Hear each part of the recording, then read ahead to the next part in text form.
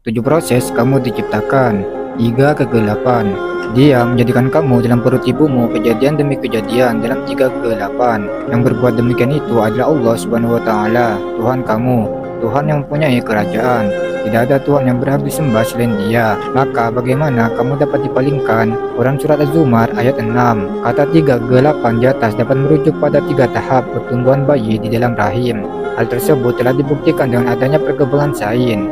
Sudahlah mintin, saripati tanah, dan sesungguhnya kami telah menciptakan manusia dari suatu saripati berasal dari tanah. Quran Surat Al-Mu'minun ayat 12. Saripati tanah yang dimaksud adalah suatu zat yang berasal dari bahan makanan, baik tumbuhan maupun hewan, yang bersumber dari tanah, yang kemudian dicerna menjadi darah, kemudian diproses hingga akhirnya menjadi sperma.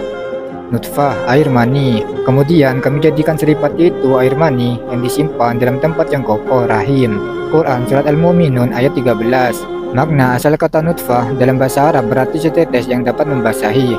Dalam tafsir Al-Misbah, yang dimaksud dengan nutfah adalah pancaran mani yang menyembur dari alat kelamin pria yang mengandung sekitar 200 juta benih manusia, tetapi yang berhasil bertemu dan ovum wanita hanya satu.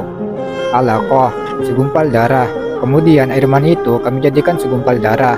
Lalu segumpal darah itu kami jadikan segumpal daging. Dan segumpal daging itu kami jadikan tulang belulang. Lalu tulang belulang itu kami bungkus dengan daging. Kemudian kami jadikan dia makhluk yang berbentuk lain. Maka maksudnya Allah Subhanahu wa taala, pencipta yang paling baik. Quran Surat Al-Mu'minun ayat 14. Idesam, tulang atau kerangka. Di dalam fase ini, embrio akan mengalami perkembangan dari bentuk sebelumnya yang hanya berupa segumpal daging hingga membalut kerangka atau tulang. Kisah Al-Izim Billahim, penutupan tulang. Pengungkapan fase ini dengan kisah yang berarti membungkus, dan laham daging diibaratkan pakaian membungkus tulang. Selaras dengan kemajuan yang dicapai embriologi yang menyatakan bahwa sel-sel tulang tercipta sebelum sel-sel daging, dan bahkan tidak terdeteksi adanya satu sel daging sebelum terlihat sel tulang. Insya, mewujudkan makhluk lain.